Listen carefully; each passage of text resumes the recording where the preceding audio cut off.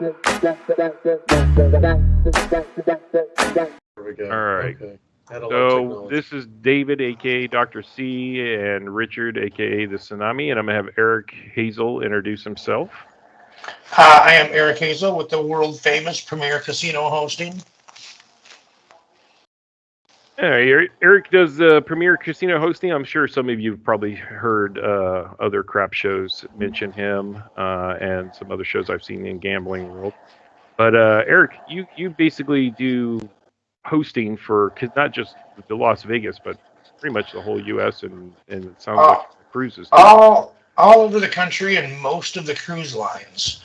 Um, we rep Caesars, Penn, working on Boyd currently, Hard Rock currently, Station Casinos, and pretty much every major cruise line in the U.S. And if we're not hosting a specific casino right now, I guarantee we're working on it. So most of us who've been gambling a long time, like Richard and I, we know that usually to get comps or to get anything at a casino, it's all based on what you play and you do with that casino.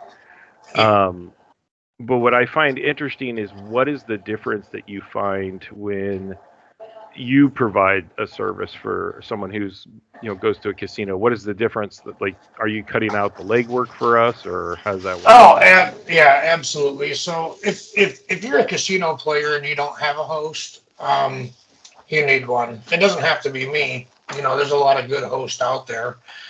But I can handle basically everything. So instead of you calling the casino or making a reservation online, you just call or text or email me, send a fax, a carrier pigeon, whatever. Just get the information to me where you want to go, when you want to be there. And then I submit that to the casino as your host. And, typically, they'll come back with an offer, or, they'll just comp it. Everything is based on previous play, of course. And then I can handle reservations from your golf to the meals, basically everything.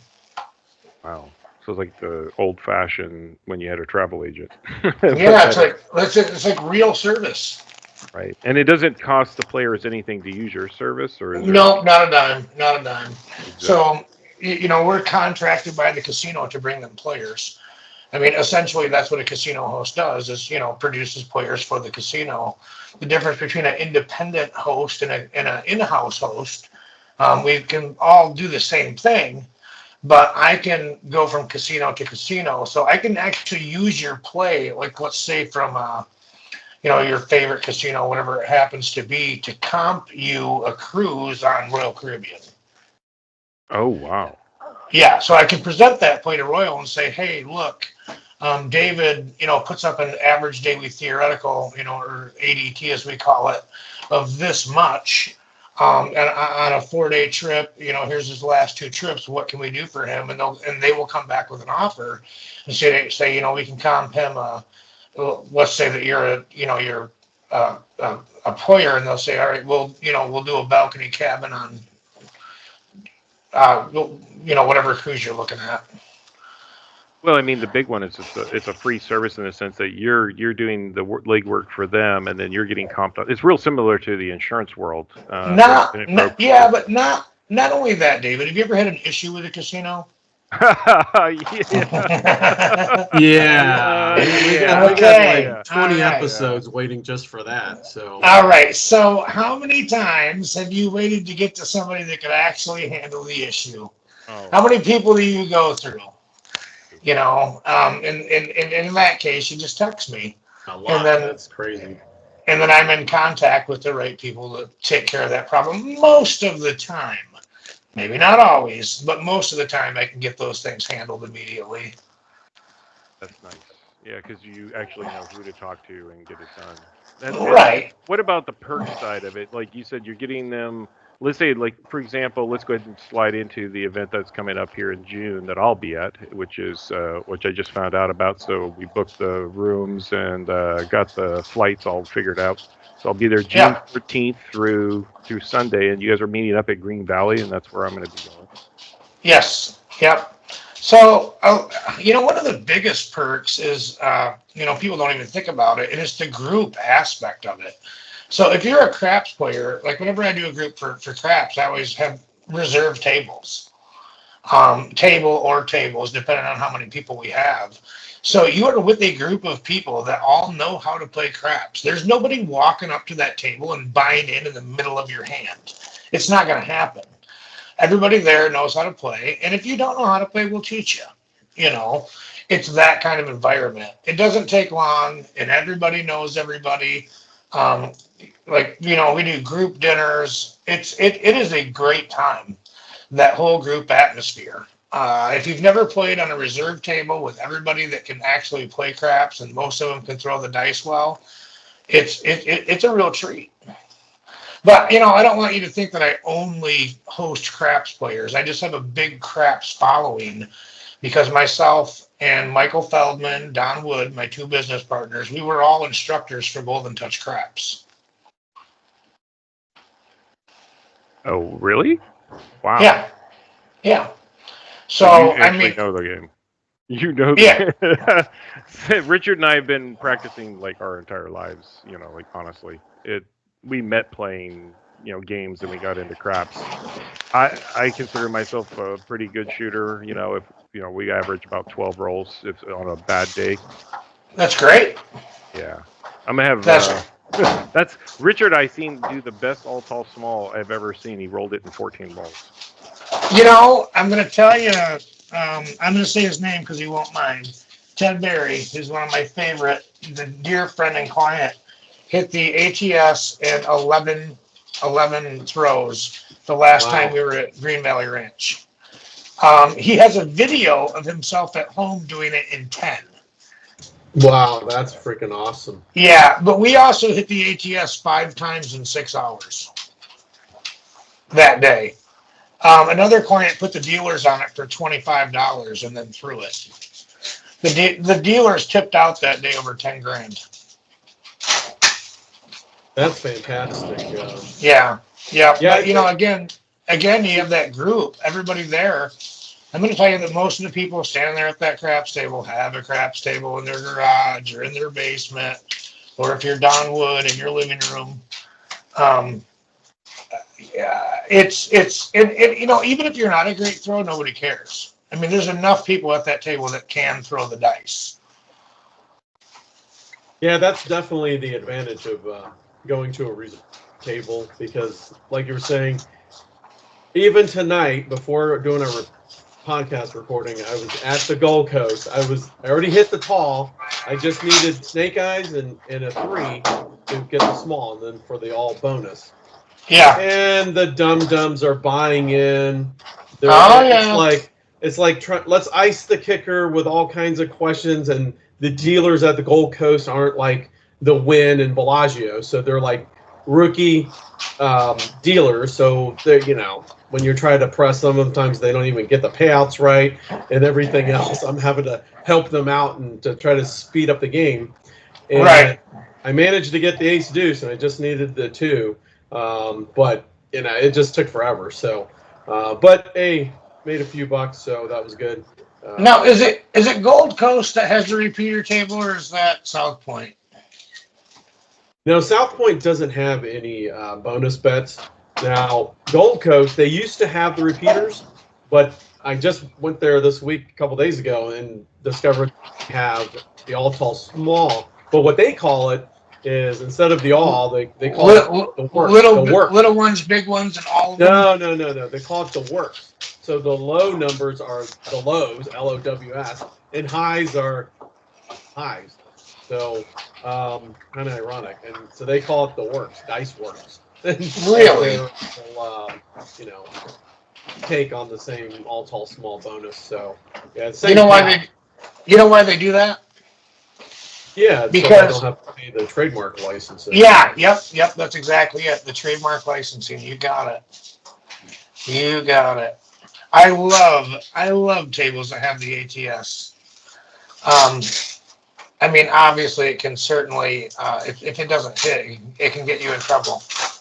But yeah, I remember when it first came out, the payouts were higher, Oh yes, yeah. It was And- one and I- and I 75 started- to 1 on all of Yeah. them, and then 35 to 1 on the low and the high, or the tall and the small. Right. That was when I first saw that. I'm like, "Are you kidding me? There's no way this is gonna last." And of course, it didn't. So There's still some good. tables around that have those odds. Really, where are Yeah. those at?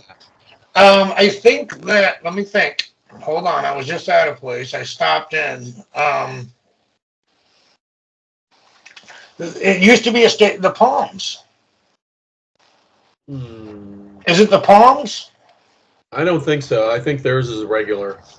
Is it the Orleans? No. The Orleans doesn't have all All small. They just have the Okay. replay bet and the repeaters. I was with somebody the last time I was in Vegas, and we stopped in. The craps tables are right inside the door. The place was a lot nicer than I thought it was, and they had the original odds on the all tall small, and I cannot think of where it was. I have to ask. One of the guys told us about that recently, and I can't remember which one he said it was. But there is a few of the places that do. It's usually off the strip if they're doing that.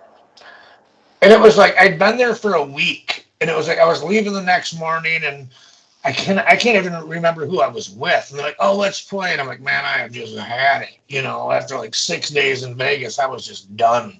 Well, you can't even fight the fire bet anymore. Yeah. Most people can barely handle the weekends. 6 days. That's 6 days. That's a lot of gambling. I do that. I go down and visit with Richard. I spend like 5-6 days, and I get so freaking burned out. By day 6, it's like I just want to just get on the. Oh yeah, I do it a lot. You know, because I'm in Michigan, and like in the wintertime, you guys might not be aware of this, but it's really cold here, and I hate it.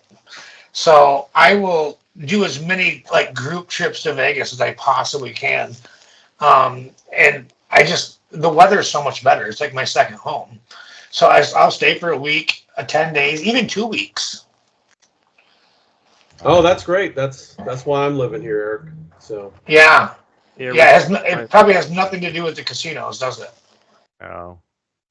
Richard, he loved the casino so much that not only did he retire in Las Vegas, he actually got a dealing job for a while just to have something to do. He's like, "I'm going to become a dealer," and I'm like, "Shut up." He's like, "No, really, I'm doing that." And I'm like, next thing I know, he's actually dealing. the best thing about it was I was able to use part of my GI Bill to go to dealer school. No way. Yes, they actually had that during the pandemic.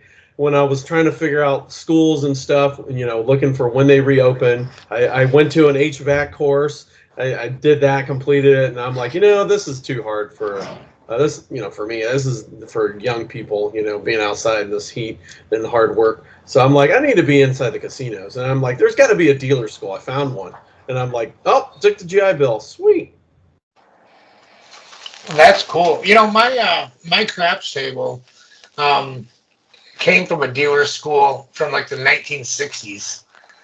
There was a dealer school in Dearborn, Michigan, and it's a full 12-foot table, and it will you can tear it down and reassemble the thing in like 15 minutes. Oh wow, that's old school. It seems like the newer ones you can't do that. No, they're like in big sections. So. Oh yeah. But, they take up a lot of space, so it was nice to be able to, tear it down if I had company coming over and we wanted to use the basement for something other than craps. Well, getting back to the group thing, I like the idea that, one thing Richard and I have always done is I collect good, lucky people, is what I say. Anytime I see a good shooter, I go over, I talk to them, get to know them, and we exchange phone numbers, and we end up hooking up. And we've become friends over the last 20 years with, I can't even count the number of people we've picked up. And we actually had, just last January and February, we had such a good time in January, we met up with the same group again in February, just to go play craps again. And it was interesting because I played for the first time at Resort World since it opened. I really do like the service there. They have good dealers, but how are the tables? They're beautiful. I actually, that was one of the few casinos I actually left up there, and I had a good long roll. Several in the morning. It was nice. I got up early in the morning because I was staying there. Could go down, and it was empty tables. It was $15 table, of course. And I sat down and I doubled up my buy-in, then I went back in the next day and I doubled it up again. But they're hard tables. They don't bounce too much. The dealers are really good in the morning, at least. I don't know about the evening. I did go down at night, and I had a little bit of time in the evening, and it was a little more of a party atmosphere. Yeah. But the dealers were also a lot younger, and I'm not really into those 20-something dealers. You know, I don't know. It's not my thing. I get it. Yeah. I get it. That's one of my favorite things about about Green Valley Ranch. Not only is it a beautiful property, but I've never ever had a bad dealer. Everybody there knows what they're doing. You know, you don't have to worry about getting paid right. They got great rooms too. I mean, I was surprised how nice because I got turned on to Green Valley because I was staying at one of their other properties. I think it was what was the one, Richard?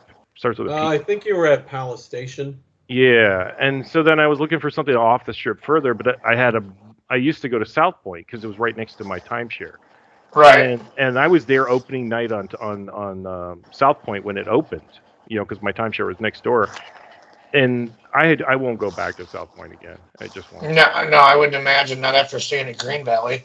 No. I've booked clients at Green Valley in a regular room and then had them thank me for the suite. Oh yeah, because the rooms, they're all marble tiled. It's like going to the Bellagio or the Caesars. You know, it's very, very nice. It's really nice. I mean, even the rooms at Resort Worlds were 5-star. You know, because I was on the Hilton side, and it was just beautiful. But you're in that boxy kind of thing where when you're at Green Valley, each of the rooms feel like a little suite. It's very quiet. I didn't have any issue with or anything like that, what you find in a lot of casinos. And it was real easy to get down to the casino floor because of the way it's designed. No matter which direction you come out, you're exiting into one part of the casino, and you don't feel like you're having to go this long backwards way like a lot of casinos do. Yeah, it's really yes. Yep. That's it, man. Like Green Valley is my home away from home. If I'm going to Vegas, that's where I'm going to stay. I will burn out all of my comp. You know, all of my free nights at Green Valley, and then I'll go to Red Rock after that. If I'm going to stay on the Strip, you know, I prefer Planet Hollywood, and there's nothing specific about Planet Hollywood other than there's one room that I really like. You know, they got good tables too. They got good craps tables. You know, I'm a short guy, and the craps tables at Planet Hollywood are really tall. Oh. So it's difficult for me to do I have to get platform shoes, I guess. Yeah, I'm 6'6". You're 6'6". Yeah, Richard's 6 foot, so we've never had a problem with table height. Apparently. When the way I play is like a golfer, you know, I lean over the table, and then I'm in the middle of the table. It's like anywhere in the green I want, and then it's just a golf swing from there. You know, it's just a putt. You know, that's exactly right. Yeah. I mean, it should be a putt every time if you're doing it right. It should be the same mechanics. Boom, boom. Right. Yeah. And then yes. Yep. Yeah, I played darts. I played pool as a kid. So picking up craps. Well, as a kid, we weren't allowed to touch the dice because we figured out real quickly how to manipulate drilled dice, for example. You know, Monopoly dice, I'll just use an example. Any dice out of a game set, they have the pits in them. Well, I was so good with manipulating things in my hand that I could always roll whatever I wanted. And the only other person I met as lucky as me was Richard. And he did the same thing, and I saw him doing it, and I'm like, nah, we're using a cup from now on. This is garbage.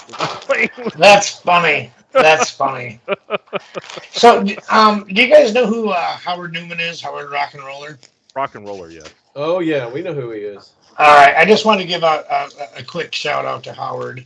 If you don't know, Howard's been battling stage 4 pancreatic cancer. Oh, I heard something. Yeah. And he is not well. And if anybody's out there listening wants to give Howard some positive thoughts or prayers, it would be much appreciated. Definitely, that's something that rock your world a little bit. Yeah, he has been a dear friend to me and a dear friend to Premier Casino Host, and has worked with us for well over a year. I mean, I've seen his videos, and it's like the first time I saw him working with the Hawaiian Time guys. was kind of where I really kind of like, oh, here he is. And there were some interviews where people had done some interviews, like Ed from the Texas or whatever. Oh yeah. Yeah, and so I was like, okay, this guy's interesting, but it was like he had that je ne sais quoi, that smiley, happy face, and he's just like really lucky. He is one of my. I don't know. Howard Newman, like we would always get together when I was in Vegas. Was absolutely my favorite person to play craps with. He never gets worked up over anything. Just, that calm demeanor at the table. He's the best shot I've ever seen. As far as like a par shot, like he had some weird shots for sure. And if you have somebody shoot from the end, it was definitely Howard. But without a doubt, the best shot I've ever seen. Frank Scobetti called him the Babe Ruth of dice control in his last book. Wow, that's impressive. Yeah. If you never had the pleasure of playing craps with him, you missed out. I'll tell you. Well, then maybe that's a good fish story. You could share a Howard rock and roller one that you were there and.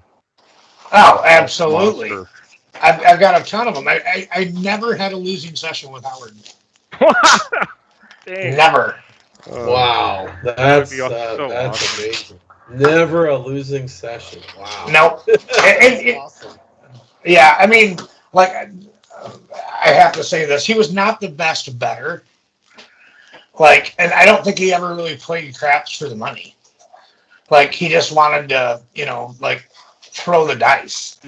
Like, when the stadium craps first came out, you know how they have that stadium craps at Planet Hollywood? Oh, we play it, yeah. Oh yeah, so that comes out. Remember, I'm 6'6", and they don't complain too much when you lean in. Right? Yeah, that's funny. So Howard has this monster shot from the end of the table. Like the dice are just perfect on axis every time. And like the stadium craps come out, and I call Howard. I'm like, man, you got to come down here. You got to come play on this table. So he comes down, and then of course there's like craps players there that recognize him. So they're taking pictures of him up there, and he's just soaking it up, man. All smiles. So his very first hand on that stadium craps was a 29. Wow, that's impressive. Yeah, a 29, and then we left that and walked down to the link.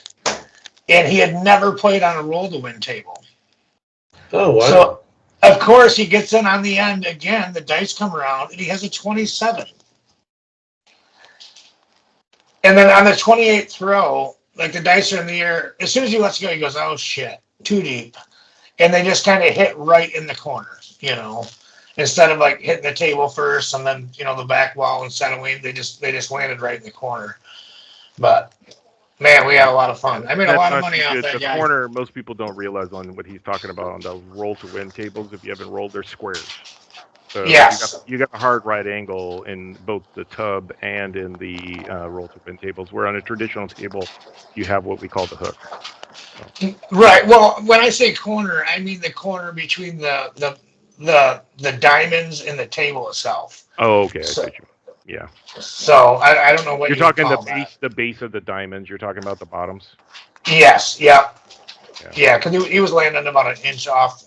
Just like an inch off the back wall.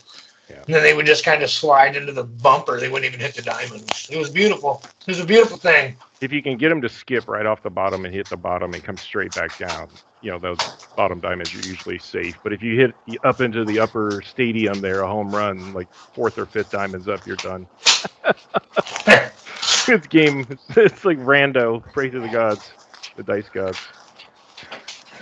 Well, yeah, that's cool. So how you got into it? If you were teaching, how old were you when you started playing craps?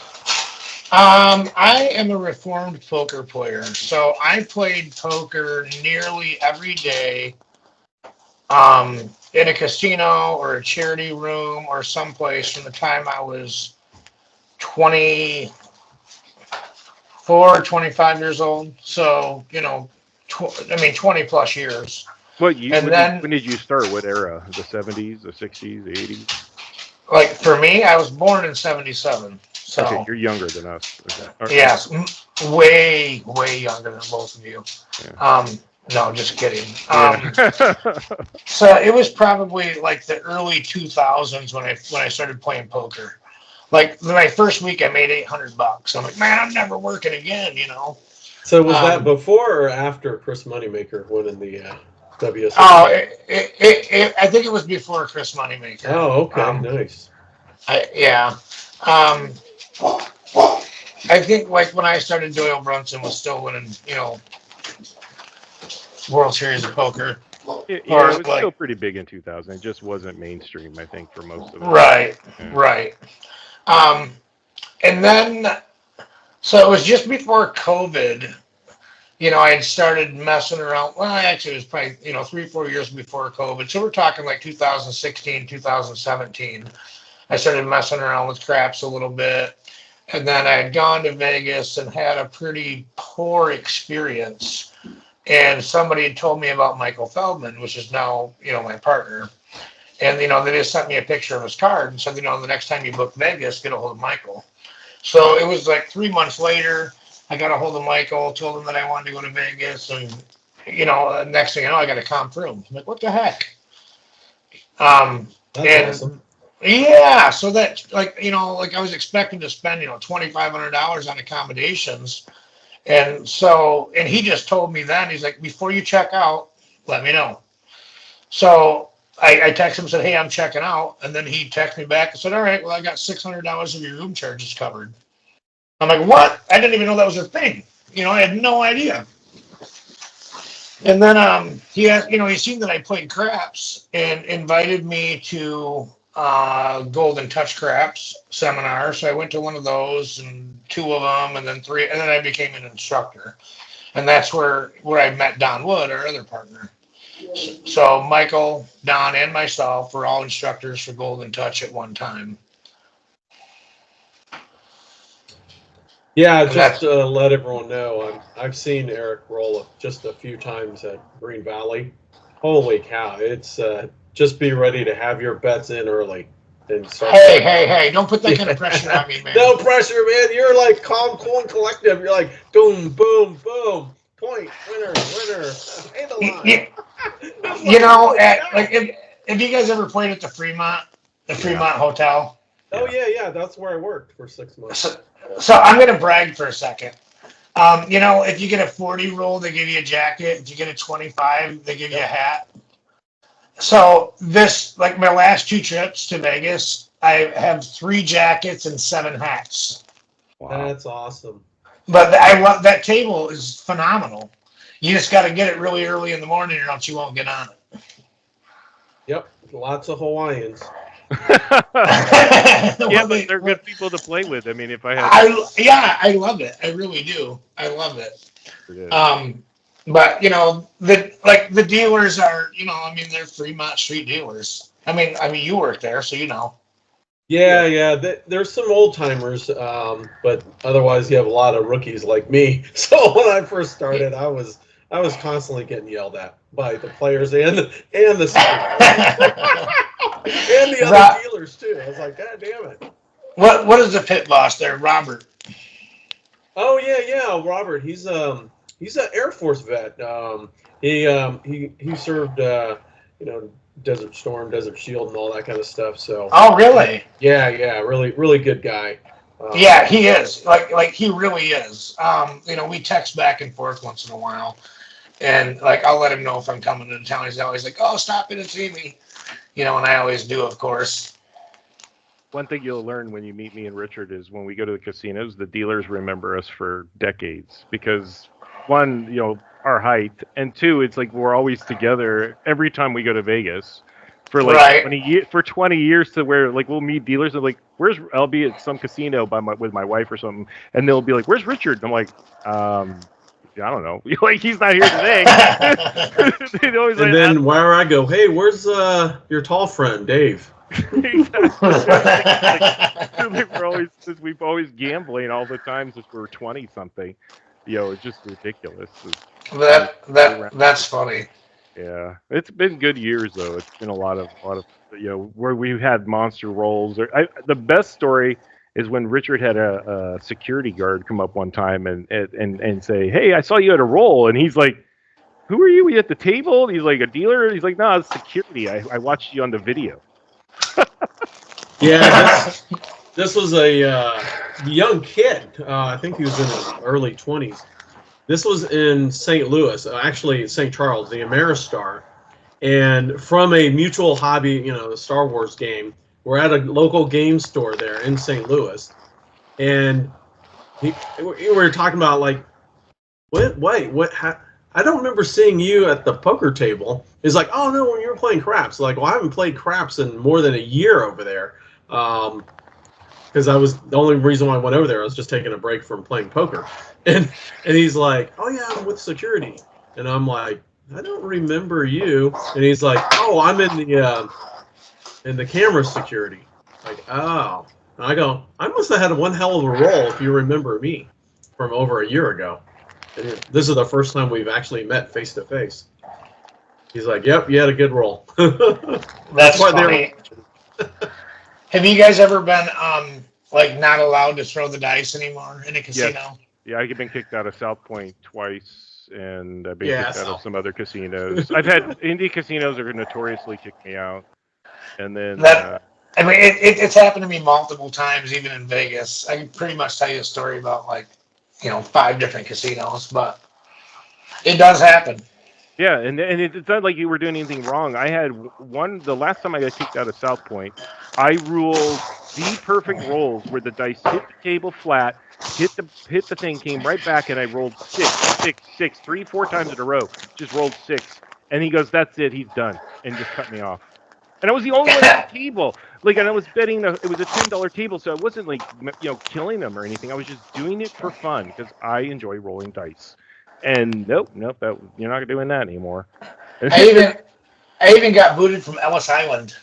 What? No. Wow. Yeah. So I've never seen that. Holy ever. This is a great one. I'll save that story though. Save that one. That one's wow. Because I actually had a monster roll. You remember when were you there when they've had their bouncy table?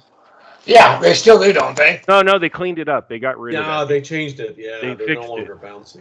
Really? Yeah, they're hard and they're good. They're not bad. Okay, both tables, because it used to be the one next to the bar was really good. Yeah, the two that they have on the main, one by the bar, one by the mid bar, and one by the restaurant, and then they have one that's now in the slots area that's kind of in the middle, the third table. And that one was bouncy as heck. And the first time, Richard's like, don't waste your time going there. But I wanted to roll by myself, and I have my spot. So I get to my spot. I sit there, and not only did I hit the all tall small with the dealers, and we could only put $5 each, but we got them up to I think it was 10, 15, 10. I hit the all tall small after 54 rolls. And all I did was...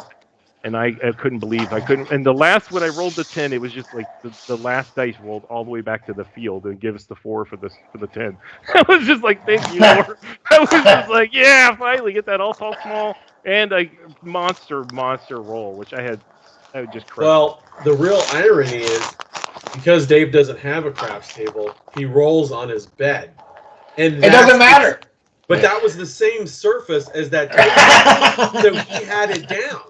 Yeah, I cream game mats or whatever, something bouncy was no problem. But because I have a little fake wall that I built, and I can just practice. But it's like shooting quarters. I mean, if you can put a quarter in a cup, you're good to go. That's exactly right. I tell people all the time that you don't need a craps table to practice. It's all in the grip and the throw. The outcome doesn't make any difference. Yeah. Well, I can hip shoot. I can draw from the hip and shoot. So I'm not. I have a very good eye-hand coordination. Nice. Were you of the video game generation? Yeah, a little bit, but I grew up in Alaska hunting and shooting. So my first toy was a BB gun, and then a 22 pistol, and then 30-06. I think I had by the time I was 12. So. Can you still see out of both your eyes? Yeah, I'm still not blind. Nice. I'm only 51. I'm not that old. You never shot your eyes out with it. No. Mostly it would be a bear eating me or something up there. But, Right. Well, I grew up in Michigan. The same life, hunting and fishing, and I still do it actually. Yeah. I grew up fishing the salmon. I had a 72-pound king out of the Willow Creek as a kid, which is still a record there. My goodness. Yeah, it's not the I world record, but it's still a record for that river. I have a boat here in Michigan, and I fish for king salmon every weekend. Oh, yeah, that's the life, man. It really is. I did that as a kid, though. I was retired at the age of 8, so. Yes, nice. Yeah. Well, it's been a good talk. I think the big one is going to be meeting up with the different groups. You like you said, you put this group together, and I just kind of fell in at the very end of it to just kind of show up because Richard was like, "Hey, I'm going to be there," and I had free mileage points that we ended up using, and I had actually been a guest at the Green Valley before, so I always enjoy going there, and definitely look forward to meeting you when I get there too. Yeah, it'll be a good time. So Friday night I have a suite, and we're gonna do a little get together, and probably 6:30 Friday night.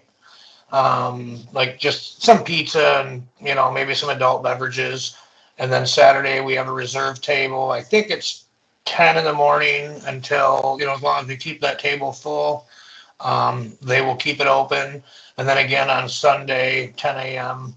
till whenever. It tends to break a little bit earlier on Sunday. Saturday night it'll go late, really late, and then Sunday, a lot of people are heading out on Sunday evening. But this trip, I'm looking at the schedule right now, and most of the people are going to be there till Monday. So hopefully Sunday night will be good too. It should be. I mean, it was not only cheaper flights out, but I just gotta get up the early morning flight. Make it easy. So, I mean, you guys both just did a lot of bragging, so I expect, at least one ATS out of both of you. That's what we usually shoot for every time we get together when we go to Vegas. I mean, like Richard today, he missed it by 1, but I mean, that's usually our story is we'll hit the tall or the small and just miss it by 1. But, you always try to get it always. I don't go with a defeatist attitude, and I always think positive. I'm kind of like, what is the mojo at the table? And I like to be not the crazy party, but focusing the group. So always tipping for the dealers. I'll be like, hey, we need a 4. Let's get the 4 for the dealers on, a hard 4 for the dealers. And I'm just repeating it over and over. And I'm like, everybody, let's go. Let's get that, get the number we need. Just get everybody part of the game. Because sometimes you see people are sitting there and they're not even paying attention to what's happening, but at the same time, the mojo dies off. You feel it just kind of goes dead, and right. that kills a game. I don't care who's rolling the dice. If there's just not that little bit of energy going on and everyone's having a good time, you feel it real quick. And I figured out a way to bring that energy back, and that's bourbon. Ah. I thought I was going to be the drink lady always. A good quality bourbon. I prefer Whistle Pig, but a lot of times on the floor, the best you can get is Makers, and I'll take it. Yeah, Makers or Knob Creek or something like that if you're lucky. Yeah, in the high stakes, you can get Whistle Pig. The 12 year, it's $24 a shot. So something like getting you whiskeys out there. One of the things that we saw at one of the other groups was they got rubber bands. That's it. So that the casino staff could know who were the invited guests for the reserve tables. So we found some online, and Dave was going to order some, but we wanted to double check with you before he got the order. And that's just one of those rubber wristbands, so like that way. the Neil Armstrong bands, That's a really good idea. I think that I'm going to get some of those with the just say Premier Casino hosting on them. Right. I typically give like my new clients a chip cover. And this actually came from the Fremont Hotel. They will, like if you leave the table, they'll give you a little towel to cover your chips. So I had some made with the Premier Casino logo on them. And then some lammers, some chip dividers with our logo on them. That's smart. So I like the wristband idea just because if the group is there, we can spot each other in the casino. And come up to the table, the dealers know, oh, this guy is with this group, therefore we don't have to worry about telling them it's a reserve table, etc. And it's confusing. Yes, they we often do a private table in a private room in Kansas City at Harris, or is it Harris, Kansas City, and they give everybody a VIP wristband so they are, so they can be identified. No, if you want, I can order them. You can get them on Amazon. I can get them the next day, and I think it's like it says VIP black on them. Let me see. Let me see the picture I sent you. Perfect. Yeah, and I'll just order them and bring them because they're like $16 for 40 or something like that. I'll have to take a look at it. It wasn't very much. All right. Okay. But you can get them ordered with the name. That I was going to get them get a name on them. But those, if you order them on Amazon, those can take you like 2 weeks to get. So you can get them in the bunch of 100, as little as like $20. Depending on the style and everything else you go with. That's a great idea. Yeah, it's once he saw this when he went to the group in Louisiana, that was like, okay, that I really like, because now I'm not like, are you part of the group? And whatever, I can just see, oh yeah, he's got an armband, he's part of the team, rock and roll. It's like, yeah, it just made it so much easier for the staff, the dealers and the supervisors to know who's who in the zoo, so they knew to make sure everyone was taken care of. So. Yeah, that's perfect. That is a great idea, guys. Okay. Yeah, we really liked it. We were stealing that from that Louisiana group. Right. All right. So to finish up, the Green Valley, Henderson, Nevada meetup for craps, it'll be 14 and 16th of June. So if you can be there, 6 p.m. stop by. Yep. Yeah, it starts at 6 p.m. Friday. It sounds like 10 a.m. on Saturday, 10 a.m. on Sunday. Yeah, if you're gonna come, text me, and I want to give my numbers 989-277-3124. And I'll have Eric email over all his information, and I'll post it in the video too. Yeah, perfect. And that way, if somebody's coming, I can at least put them on the roster so they can get on that private table. And you can reach out to Richard if you know him. Right. Yeah. And if you're not to get ahead, but what is your next meetup after Green Valley? Do you have that one? I'm gonna have to look. Okay. But we have a ton of them. I'm gonna tell you, just go to Premier Casino Hosting on Facebook, and not the profile pic, but the background picture is a schedule of all of our events. So we do a dice cruise every few months that are very popular. Where you can actually get dice lessons, in the morning on the table that you're going to play on that same day. Oh, that's pretty awesome. Our friend Victor said he's done some of those and he really enjoyed them. Yes. Howard used to do them before he got sick. So, Michael and Don and I, now do them, and I assure you we are qualified. And you can, anything from the basics to betting. And I think there's 3 different classes. You can pick and choose what you want to do. And it's really smart if you're really playing craps, because the other option is to spend and lose $20,000-$30,000 during your adventure. And honestly, if you're going to get into craps, it's not a bad idea. No, it's not a bad idea. What you spend on a class, you're going to make back in one hand. Well, it's like not even knowing how to play video poker for the optimum play, and you wonder why you lose, or play poker in general, or any game of chance. If you don't know the rules and you're trying to just play the game of chance, you're already in trouble. So, I say recommend a slot machine if you're going to try to do that. If you guys ever want to do, another one of these, I know these casino games forward and backwards, including the slot machines, the video poker, the odds of the games. The correct way to play, the difference between a penny machine and a dollar machine, the odds differences between them. I have researched all of this. See, that's what I was trying to explain to Richard, was I've been doing research on that too. So in Las Vegas, don't they have a rule based on the penny is the worst? I know that. And then nickel, quarter, dimes, and so on. So a penny, I'm just going to give you an example. You walk into a casino, most of those machines are penny machines. Yes. Because they make the most on them. Penny machines typically pay back preset from the manufacturer 87.5%.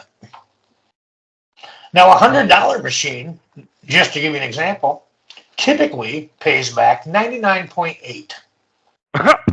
Wow.